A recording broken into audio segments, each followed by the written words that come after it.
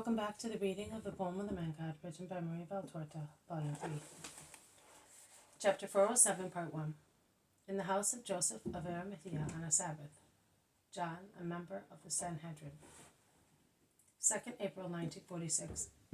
Joseph of Arimathea is resting in a half-lit room, because all the curtains have been lowered as a protection from the sun. There is death-like silence in the entire house. Joseph is dozing in a low seat covered with mats. A servant enters. He goes towards his master and touches him to wake him. Joseph opens his sleepy eyes and looks at the servant inquisitively. "Master, your friend John is here." "My friend John? How is he here if the Sabbath is not yet over?" Joseph has woken up with a start, surprised at the visit of a member of the Sanhedrin on a Sabbath, and he orders, "Let him come in at once." The servant goes out, and while waiting, Joseph walks pensively up and down the semi-dark, cool room. The servant, "May God be with you, Joseph," says John, the member of the Sanhedrin we already saw at the first banquet offered to Jesus at Arimathea, and also in Lazarus' house at last Passover, always as a person not hostile to Jesus, although not a disciple. "I'm with you, John. But as I know that you are just, I am astonished at seeing you before sunset." "That's true. I have infringed the sabbatical law, and I sinned knowing that I was sinning. So grave is my sin, and great will be the sacrifice that I will consume to be forgiven. Momentous is the reason that instigated my commission of this sin. Jehovah, who is just, will be indulgent to his guilty servant in view of the important motive that has drove me to sin." "Once you did not speak like that.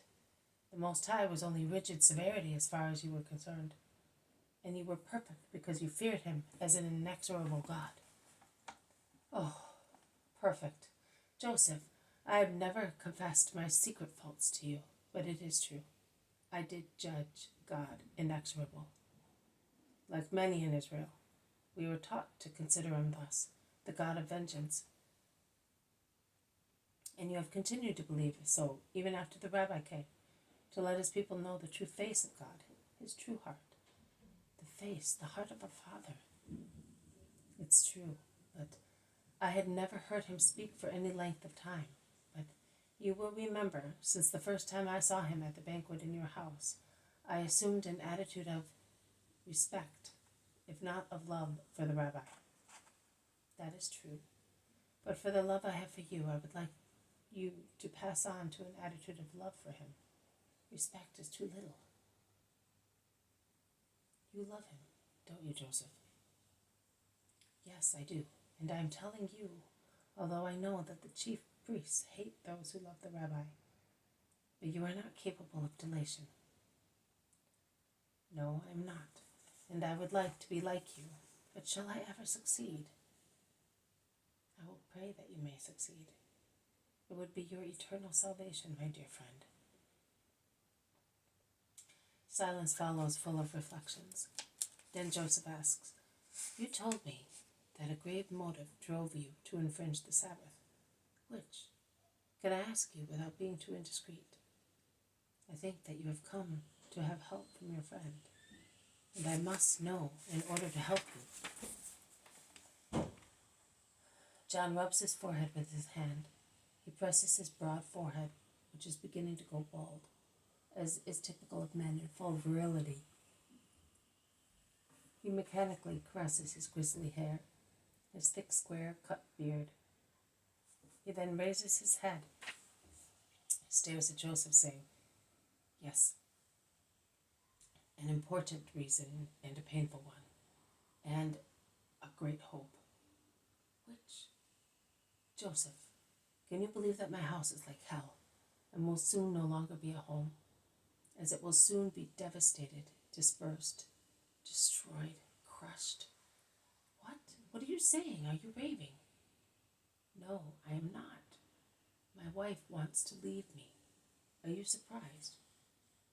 "Yes, I am, because I have always known her to be good, and because your family seemed to be a model one.